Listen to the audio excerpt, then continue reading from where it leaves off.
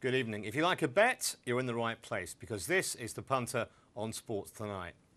I'm Trevor Harris. Alongside me is the bet butler Nigel Seeley. How are you, Nigel? I'm very well, Trev. All good. Looking forward to another massive week of sport, mate. We've got lots to talk about tonight, but we've got to start with this unbelievable story of the magician who's had this prediction, or put a bet on, predicting correctly from the quarterfinals onwards of Euro 2012.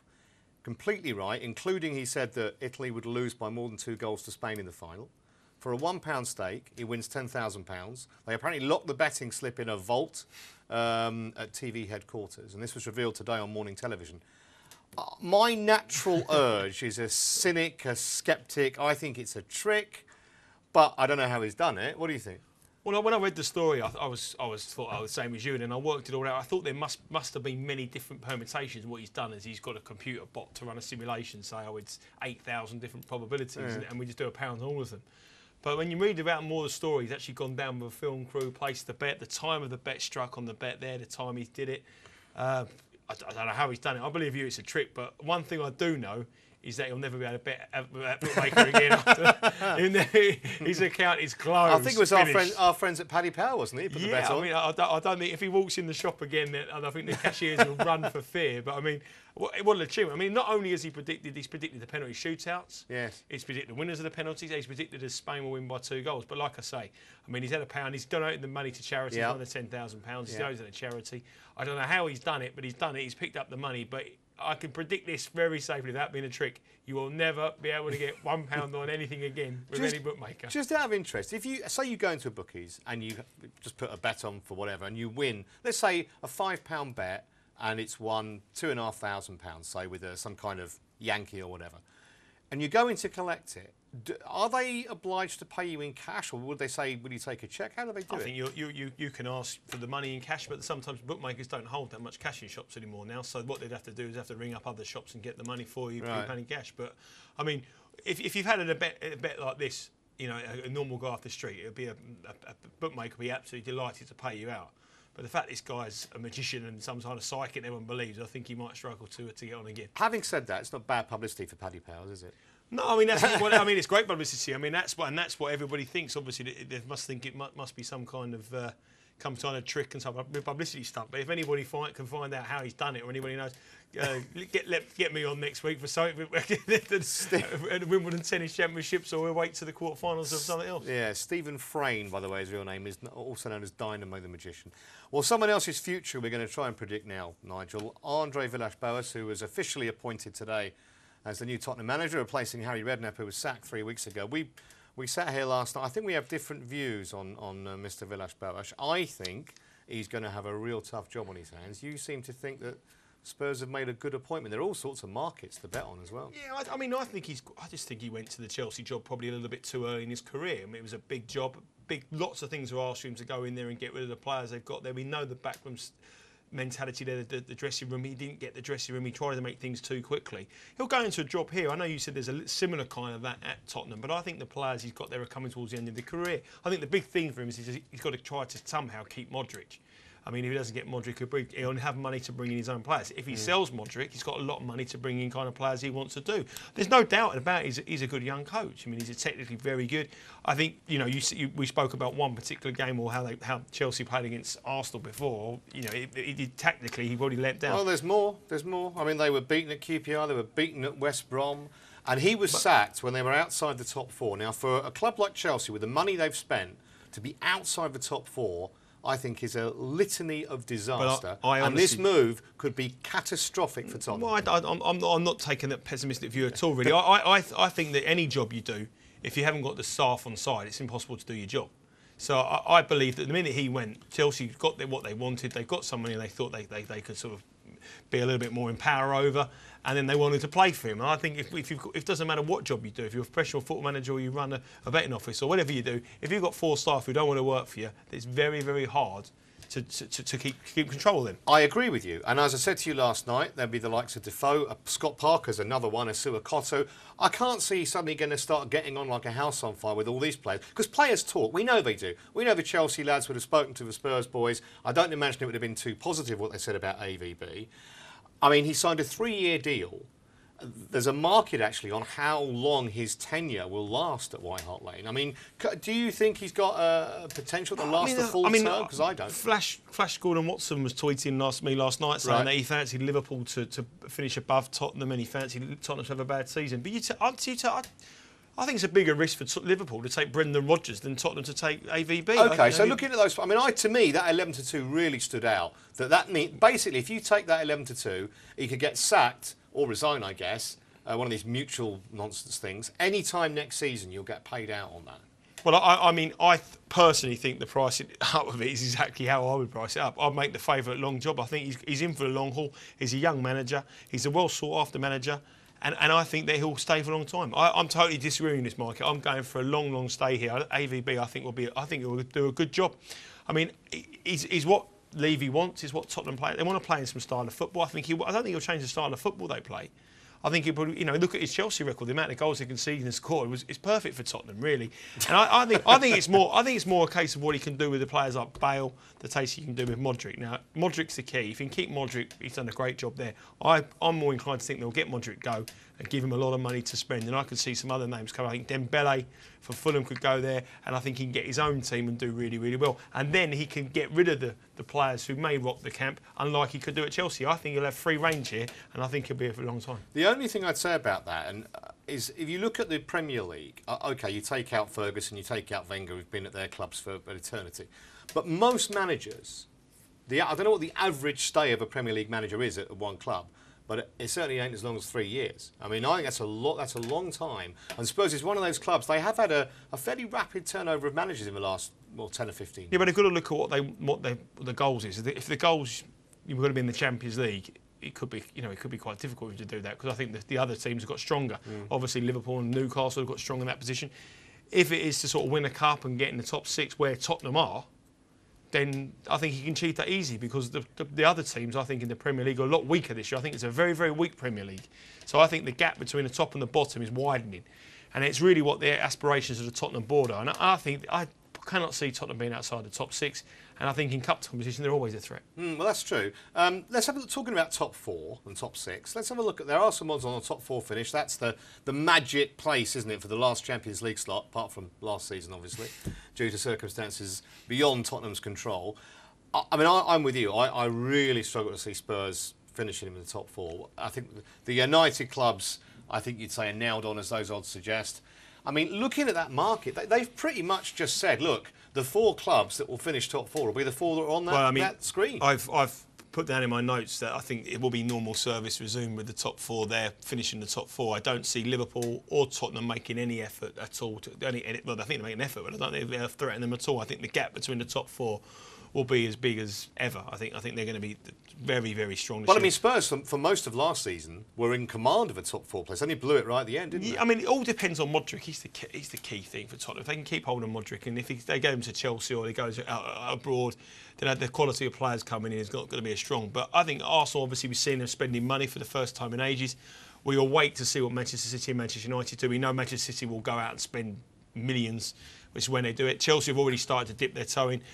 Tottenham and Liverpool haven't really done anything as yet. And the quality of player, I think it's going to be very hard for Liverpool. I really do think Liverpool will struggle. I think Brendan Rodgers is taking a job very similar too early, too big a job too early like AVB did.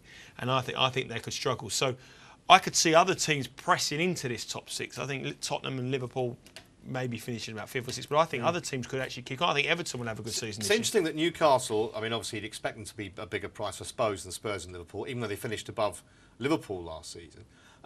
They might be of interest to punters. They've got this really good strike force, haven't they? Pardew's settled into the job brilliantly. Everyone loves him up there at St James's.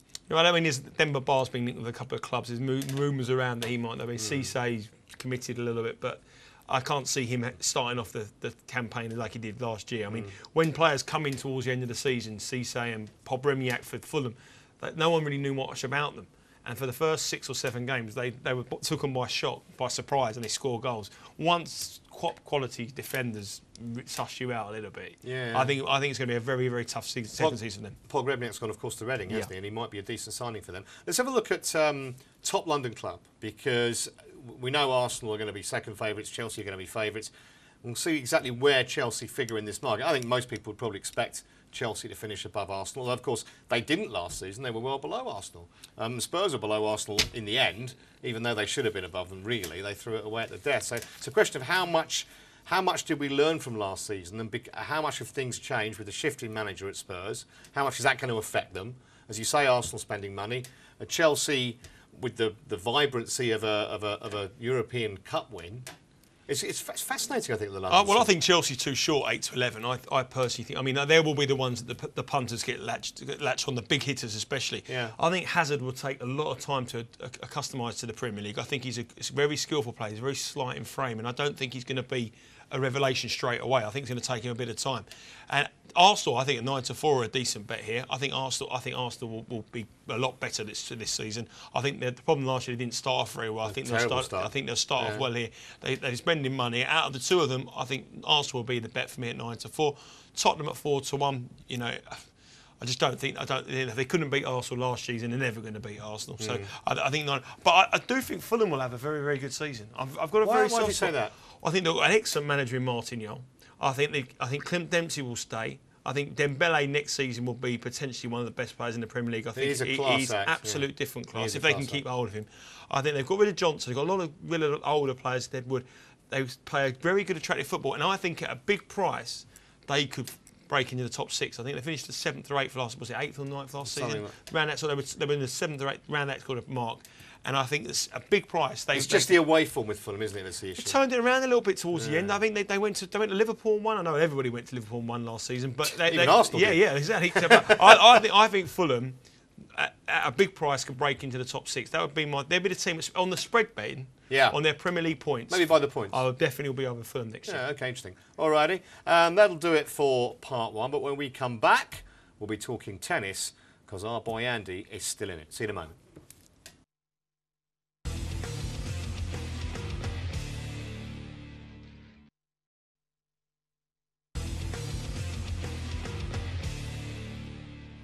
Welcome back. You're watching The Punter on Sports Tonight. I'm Trevor Harris. Nigel Seeley, the bet butler, is here. We're talking Wimbledon, which I know is a big passion of yours, Nigel. We'll get to Andy Murray in a moment, but I want to start off with a game between the favourite, that's of course Novak Djokovic, and the German Meier, who maybe is something of a surprise quarter-finalist. The odds for this game, you're not going to get rich, are you, backing Djokovic? No, Djokovic's been absolutely awesome all the way through. I mean, he's been hammering people convincingly. I mean, he beats Hunterman, Troitsky in straight sets. It was a straight sets demolition. The thing is, Meier's got a good record. Meier's not a bad grass court player. A few years ago, when he reached the semi-finals or quarter-finals, I can't remember off the top of my head, but he did exceptionally well. But he's gone off the radar a little bit. But he's seeded around about the low 30s. He is a seeded player, but he has sort of kicked on a little bit better than what he should do in his ranking. But Djokovic, bookie's taking no sizes here. 1 to 33, Novak. He will win. I think he will win in straight sets. It'll probably be around about a 3 on, a 4 on shot. Yeah. But that's a winning straight sets. But I think Meier, maybe the first set could go a long way. It could be a 7-6, 7-5. But after that, I think Djokovic is just keeps going for every point. He grinds them out. He wins them. And physically, he's a specimen of a man. And he just outgrinds the players. And I think he'll win convincingly. And I think he'll make all the way to the final. Oh, let's bring in Sean Calvert from betting.betfair, who's joining us on Skype. How are you, Sean? Hi guys, yeah, good, thanks, yeah. Excellent. I'm presuming you don't see any way that Djokovic can't not progress through to the semis? It's a very tough ask for someone like Florian Meier. Yeah. Like Nigel says, he can be kind of an awkward opponent. He's got a very unique style about him that does tend to trouble players, decent higher ranked players, like it did with Gasquet today. But I don't see him beating Djokovic over 5 sets on grass. No, not in the Wimbledon quarterfinal. What's your assessment of how Djokovic has been playing up to this stage? He's been impressive. He's probably been the most impressive out of any of the guys in the tournament so far. He's obviously the man to beat, and no one's really tested him yet. OK, let's move on to the second semi-final. We'll try and get some odds and we'll come back to Sean in a moment. Federer versus Jusny, Nigel, again, it's unfortunate, isn't it, from betting point of view, that it's just a one-sided market in this game. Well, it's not only that. Federer leads, I think it's 13-0 in head-to-heads. He's played 13 times and won the lot. But this is Jusny's best ever chance to beat him. I mean, the guy was clearly injured. He's got a problem with his back. Against Malish yesterday, he really struggled. And he went bigger than 2-1 in running. Now, obviously, Sean's a Betfair man. He plays on the exchanges. There is no downside here of laying Roger Federer at 2-15. No. On Betfair, you're probably being asked to lay around about 5 on or 6 on. Yeah. But absolutely no downside in laying that at all, because if he struggles with his back, there will be a market overreaction to him, and you'll be able to get out of him, even if he's like 4-3 up or something. He's struggling like he was yesterday.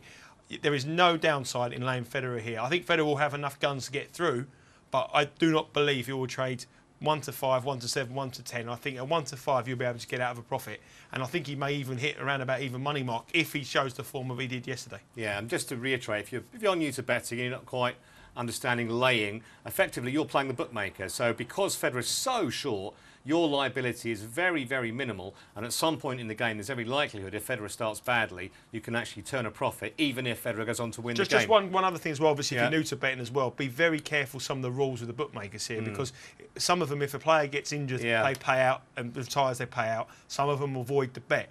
Now, if Federer gets beat today, and you take my advice and back Jusny at a big price, make sure you bet it. The only way he's going to lose is if he pulls out injured. So make sure you bet it with a company that pays you out as a winner in a case of a retirement. Very, very good advice.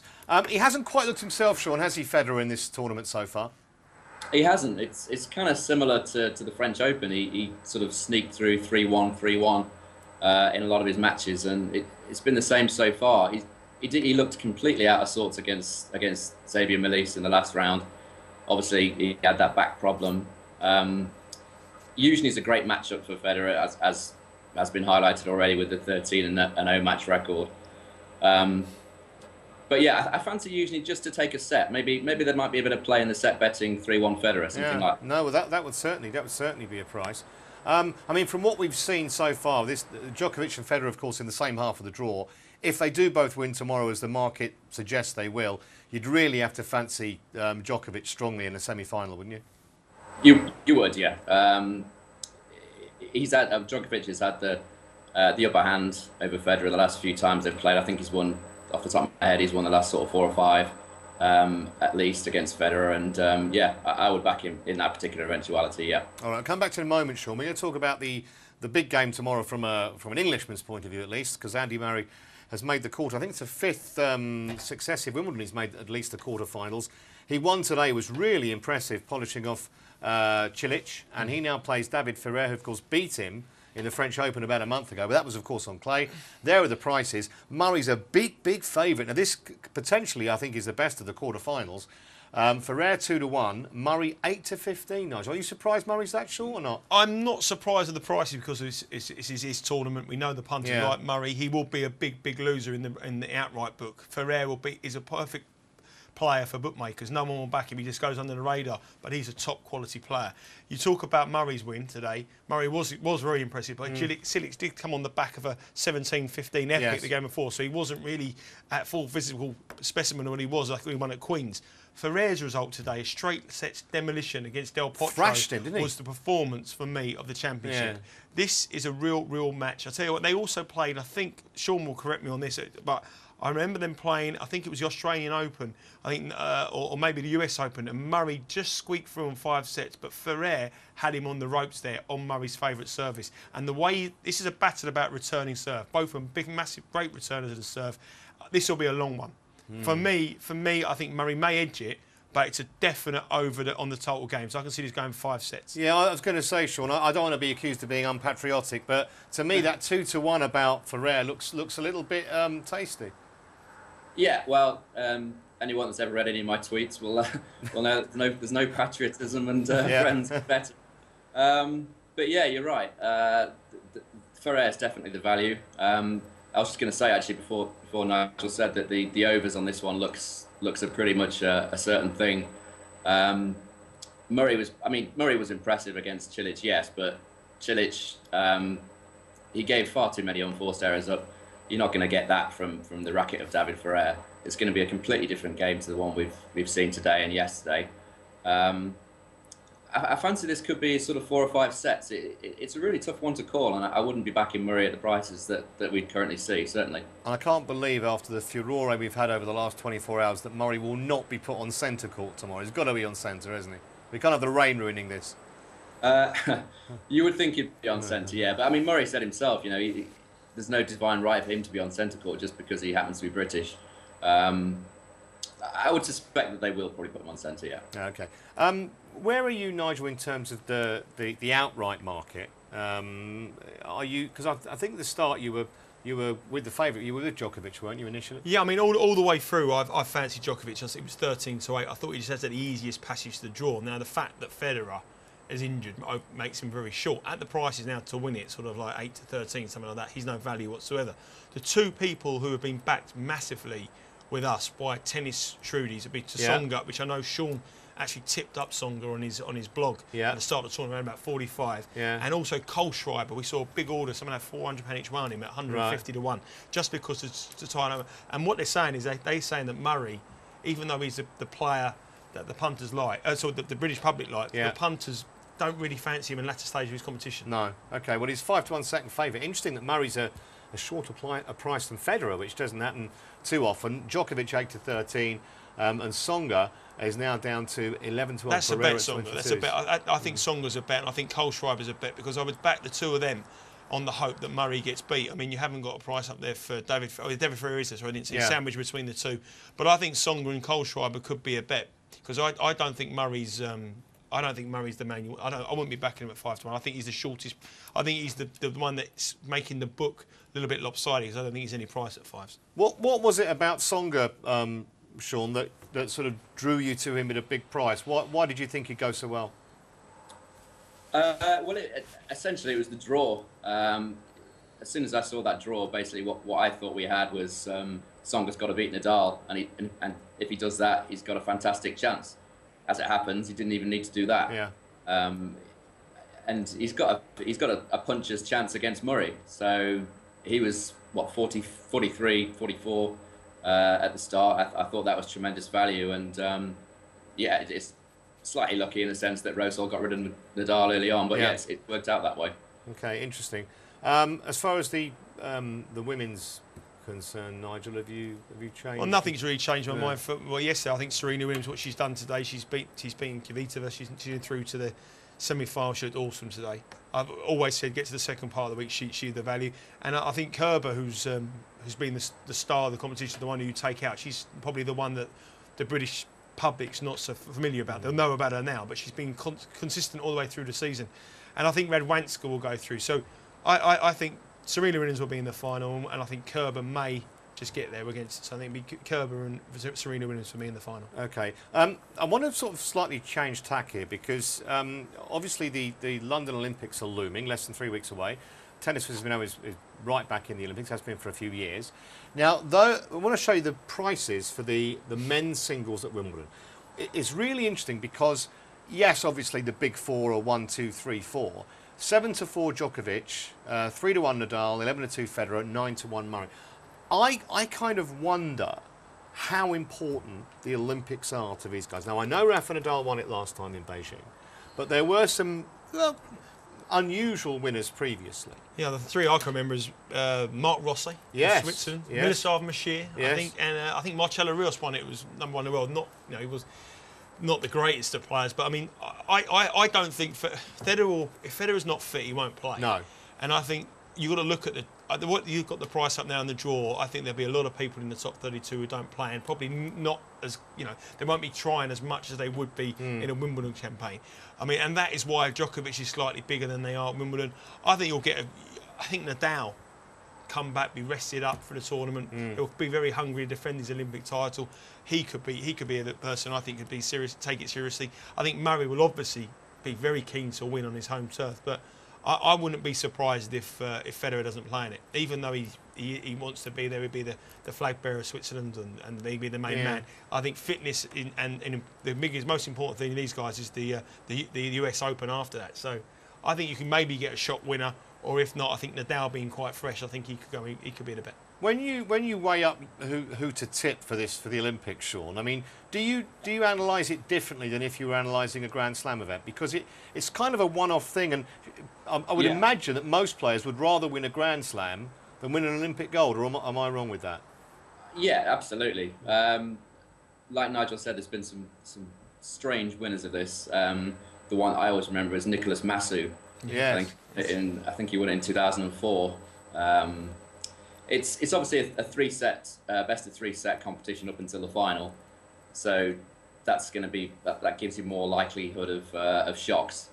I actually backed Fernando Gonzalez in this 4 years ago, and as it happened, he got to the final. He was something like 150 to 1. Right. All right, he lost to Nadal, but it was an each way bet. There's looking at the early prices. There's some sort of value about. I think there could be either a shock winner or a shock finalist in this. Oh, interesting. Okay, let's just move very briefly onto the women's Olympic market. I mean, I guess the same things apply. I mean, the Grand Slam women's difficult enough. As it is, so many potential winners, and so the Olympics a potential minefield, but it does mean there might be some value. Well, even more so, I think the women's offers much more value at bigger prices to play a strategy, to play some big shot winners, even in Grand Slams. And I think even more so in this one. I mean, you've only got to look at some of the players who are in this latter stages here. You know, you've got Pazek, who's not even on the betting. You've got Kerber not on the betting. I mean, these girls are young and hungry, and I think you could get some big prices. You look at the Chinese girl Zheng, who played Serena Williams. Yeah. Got that. China or Li Na, the massive relation for these guys. I think you could get a big. I'd take all the top four there. I'd be taking all them on at all because I don't think that it'll be important to them whatsoever. Just briefly, Sean, any thoughts on the women's singles at the Olympics? Yes, it's completely wide open again. I mean, this year's Wimbledon. I think I mentioned before. I had some real big outsiders for this particular year. And the same thing applies again with the Olympics. It's going to be one for the big value. Obviously, look at the draw when it comes out and try and plot a course to the final for some of the girls. And yeah, keep the big priced ones on your side. Yeah. All right. Well, I'm sure we'll be back talking to you way before the Olympics starts. But for now, Sean, thanks very much indeed for joining us. Cheers. Thank you. Cheers, Sean. So, with tennis done and dusted, after the break, we are going to concentrate on cricket because tomorrow England take on Australia again with a chance to wrap up the series. Don't go away.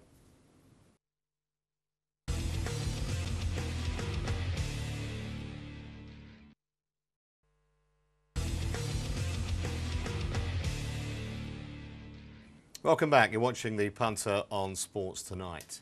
And we are going to talk cricket. And what a delight it is to talk cricket, Nigel, because we're 2-0 up against the old enemy. We meet again at Edgbaston tomorrow. It's a day-nighter, actually, in Birmingham. A chance to wrap up the series. Yeah, it is a chance, and you would have thought being 2-0, not the way we actually demolished them in the second game. We've done well in the first. We were cruising a little bit, but the second game we demolished them. And who's just, the prices around? I can't believe it. I just can't believe what we're seeing in the prices here. I think there's this sort of fundamental attitude towards the big punters in this country and the older punters. However, England are quite good, they still won't back them. Like defeats out of the question. I always think they're 1 or 2 games away from a disaster, which is maybe the case 4 or 5 years ago. We're underdogs for this game.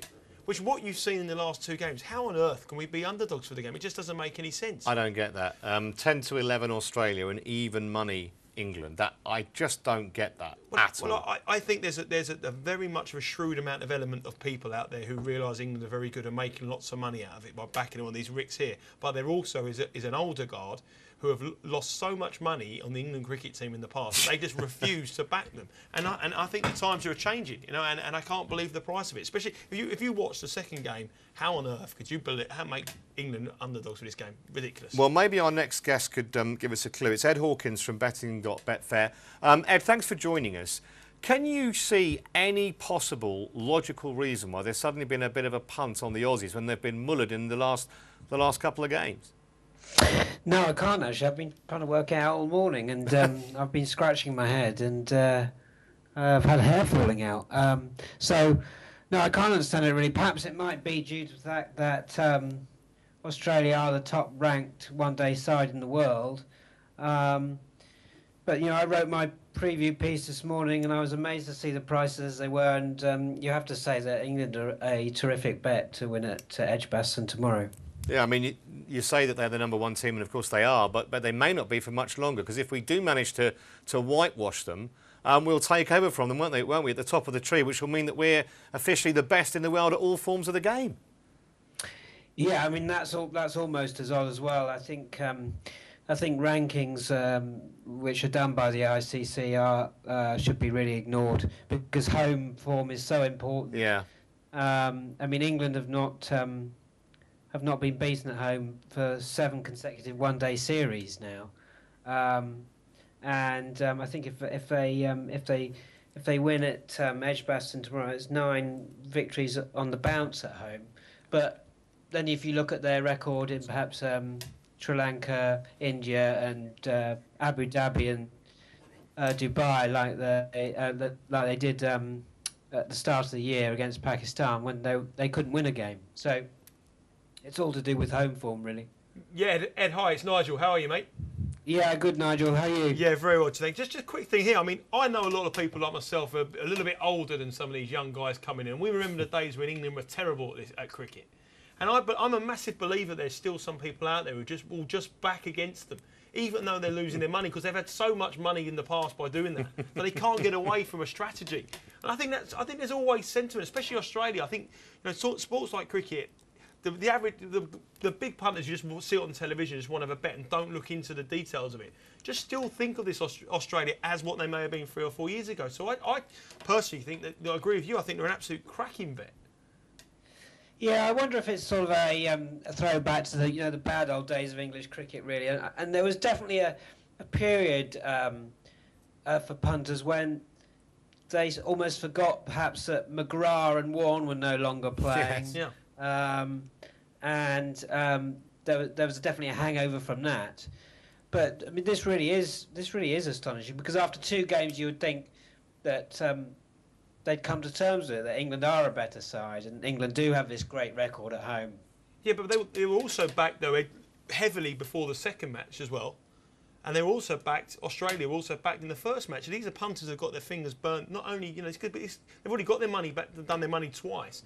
And there's also a thing, as I always found as well, when I was trading sports in the bookmakers, man, whenever it comes to a third game in a 5-test match or a 5 one-day series, there was the old conspiracy theory that everyone used to say, well, they don't want it over on the 3rd game, they want bums on seats for the 4th game. But these are all strategies that have been proven to be failures over the years. I just can't understand it.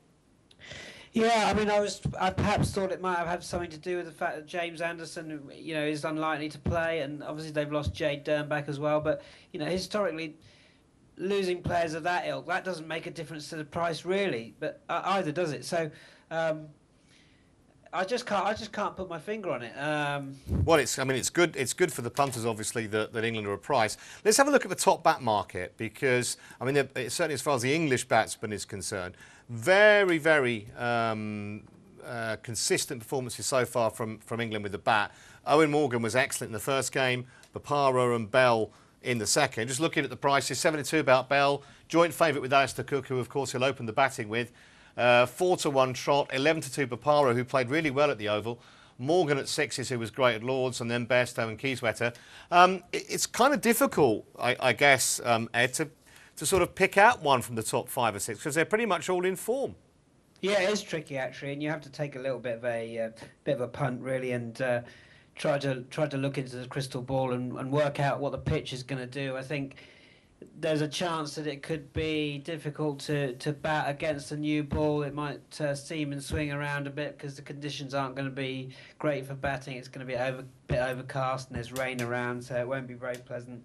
So, I mean, I'd probably avoid Bell and Cook, even though they've both shown to have good form recently, and look lower down the order, just in case the Australia bowlers are able to spritz a few out early on, and perhaps Morgan is the standout bet there. Okay, all right.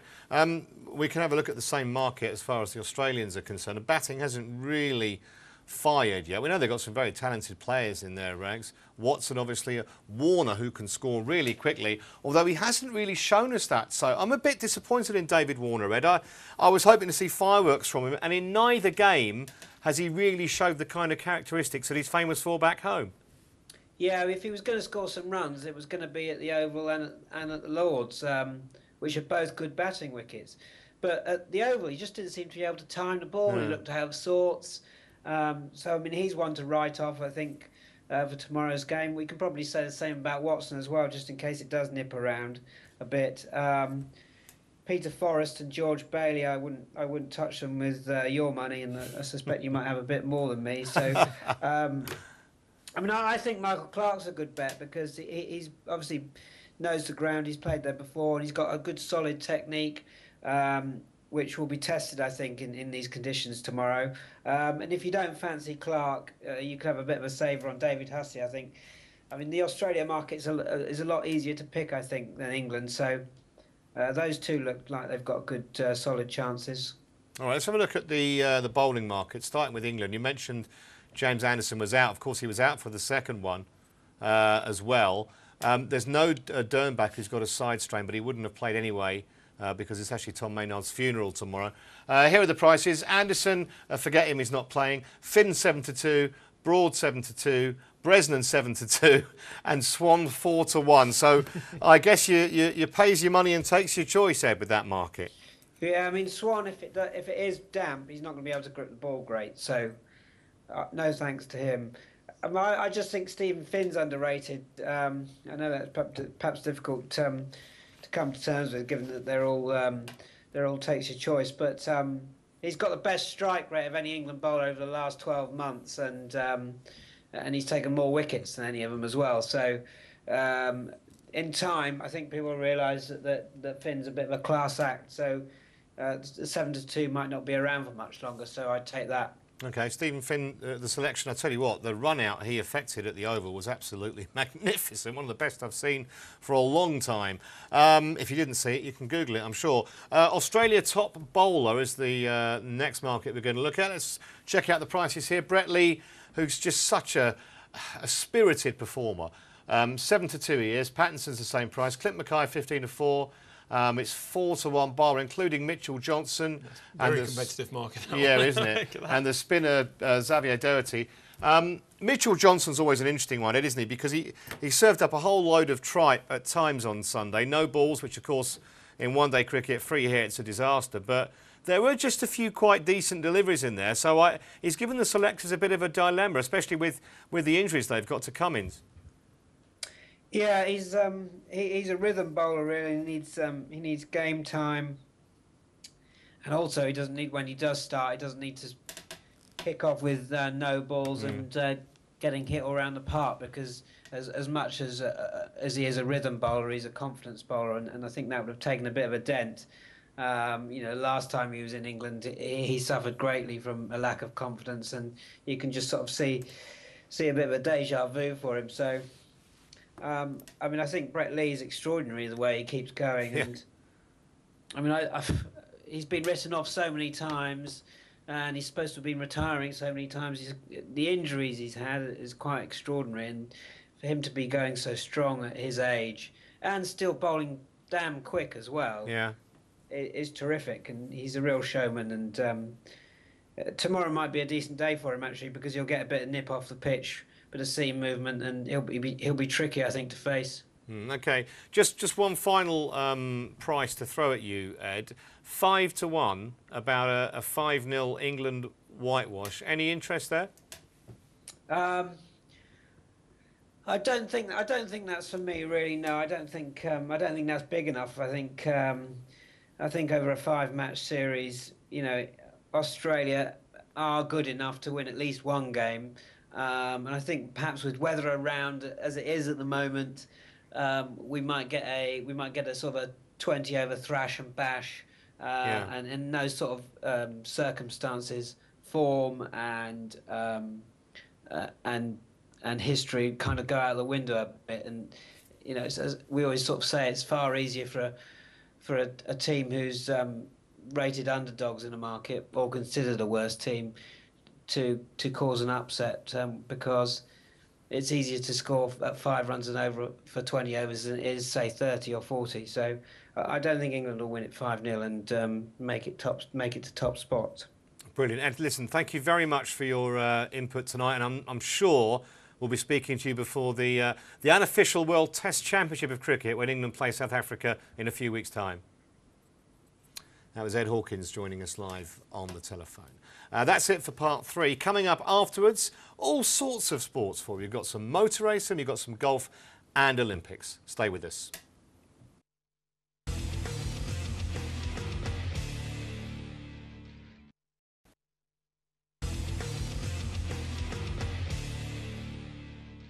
Welcome back to the Punter on Sports Tonight.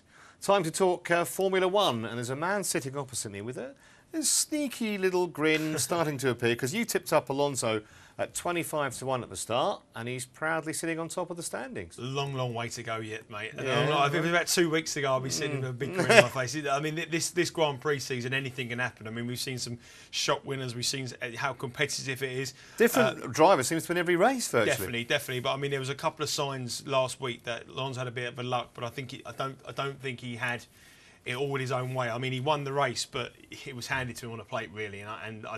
There's another couple of cars coming to the top level of their game here, and I think last week's win was a very, very fluky win for Ferrari. They'll take it, but yeah, absolutely.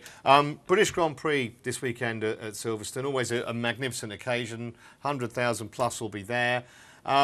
The weather might just add a little bit of uncertainty to the whole thing. I've been to the Grand Prix here, and it was the wet day, and it was one of the worst days of my life. It was lovely to see the car, but getting out of the place was an absolute. Was that nightmare. When the car park was like a mud bath? Mate, it was terrible. and to get out took me about 4 hours. But you see, your Porsche is no good, is it, in those conditions? No. I rang a mate of mine who had a helicopter, and he was home, and he said to me, "Where are you?" I said, "I'm not even out of the car park." That was amazing, but.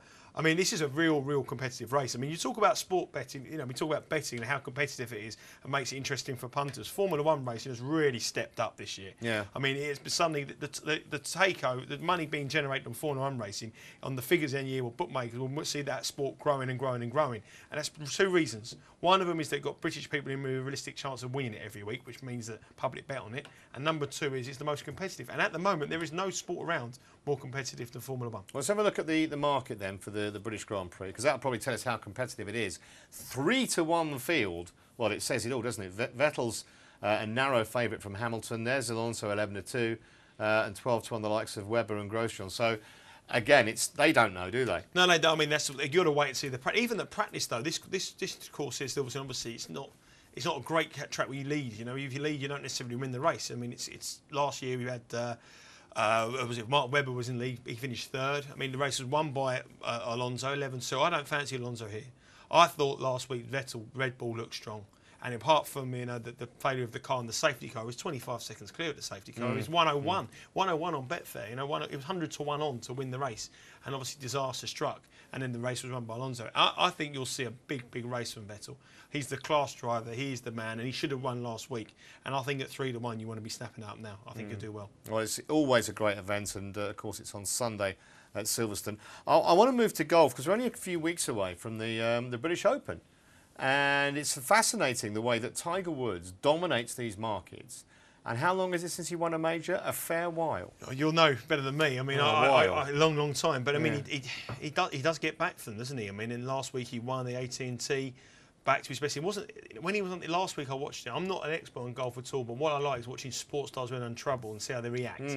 He was level, and Bo Van Pelt had a chance to I think it was on the 16th. Had a chance. The 17th and 18th, his drives were superb. He hit them straight down the middle, no pressure, put the pressure on the opponent, and he wouldn't have seen Tiger do that 2 or 3 years ago. And his putting was exceptional. That win actually moved him ahead of Jack Nicklaus in terms of US Tour events. He's only got Sam Snead in front of him. I think he needs 7 or 8 more to go, which he will do for sure. The big one is whether he can beat Nicklaus's 18 majors, and maybe he can add to it at Lytham. Of course, there was a massive shot winner last year when Darren Clark won. I don't think many saw that coming. So it just shows you, doesn't it, for punters? There are still 200-1 shots coming in golf. You do. Yeah, Darren Clark. You've had Tom Watson in a playoff, a massive race against Stuart Sink a few years ago. You have big winners here, and any event you're going to have it is going to be the Open. I mean, if the weather's going to be anything like we've had recently, this will be a test for anybody. Whether Tiger Woods is the interesting one. The one that punters have to ask and bookmakers have to ask is how short can he actually go? He's 6-1 to win it now. If he wins next week and he goes in the top, money comes from him. What can he realistically go down to? 4-1, 9-2. At those kind of prices, you can only be taking him on as a bookmaker. Westwood's got to have a major in him soon. 14-1. But Padraig Harrington, he's playing well. Banging form. He's playing well. Form. Love the links courses. Yeah. A dual winner of the Open here, twice a champion. The conditions will suit him. He'll be a major threat. And I think each way, I'll be looking towards Padraig there at 25, 20-1. It's interesting because Mickelson was for the Masters about I don't know, 14-1 shot, and he's more than twice the price for the British Open. Yeah, I mean, it's not really his kind of game. I've not really started. He's won it before, but I don't think his game's going to suit it. I mean, it's really a question. I mean, the money is going to come for Tiger and a whole host of outsiders. I mean, and also you've got to see which Americans bother to come along. I mean, you've got a lot of them who don't travel. I remember Scott Hope never used to come. Yeah, and there'll be a few of them who do that. And, but for me, if you look at the form lines, Padraig Harrington definitely looking strong. Graham McDowell again not really on there. Another played well the other week. Yeah, I mean he's coming back. Justin Rose always does well at the Open at a big price. I'll be looking at it, but don't rule out the three-figure price. If any sport can throw up 100, 150 winners, golf is definitely the one. It's the one. We mentioned yesterday that we'll be having a look at some Olympic markets, and so we will. Number of golds, most number of golds as a nation. This is not as an individual. And this is a really interesting market because I've been doing a bit of research. China won 15 more golds than the States 4 years ago. Yes, they had home advantage, obviously, but it's not like the States have got home advantage. It's neutral for those countries. And look at the prices. USA 13-20 and China 11-8. I'm thinking, well, hang on, is home advantage worth 15 goals? 51-36 were the numbers. Yeah, I mean, I know a couple of guys who've been studying up on these markets, and they tell me that the Chinese will get the most goals. Yeah. They reckon this is a serious bet. I mean, it was bigger than that. It was about 15-8, 2-1 about 2 or 3 months ago. The money's come from China, and I believe that is a great bet. I mean, their team is very strong in all departments. Track and field, they're getting stronger. We know how good they are in all the other lesser kind of sports. The diving and all that, very, very strong. Gymnastics are very strong. That I know literally nothing. If you told me to sit here and name 3 Chinese athletes, I could probably tell you just at a push manager. But people I know who do follow this stuff and who make lots of money on it tell me China are a great bet here to get more gold medals than anyone. So remember where you heard it first. Very briefly, most medals, which are obviously different. That was most golds. This is most medals as a nation. USA 8-15, China 9-5. Now, last year, or 4 years ago, the USA did win more than China, 10 more actually. So maybe this isn't the market to play the Chinese. Maybe you want to be on the golds. Yeah, maybe this could be the market to play that. I mean, again, I'm not so strong, but the guy did also tell me to back under gold medals for Great Britain. I think they're pitched at something very high. I can't remember what exact line is. Right. Whatever the bookmakers have got the line at, he doesn't think we're going to have a great games as what we're predicting. And this is what he does. He follows athletics and these novelty sports, and he does it. He makes the game pay. We'll have a look at that tomorrow. 47 medals for GB last or 4 years ago. I think 19 were gold. So maybe tomorrow we'll have a look at the GB medals, and we might have some other obscure Olympic sports info for you. But that's it for today. The hour's flown again. We'll be back tomorrow with tennis, with cricket, and of course football. Keep it. Sports Tonight. You've been watching The Punter. Bye-bye.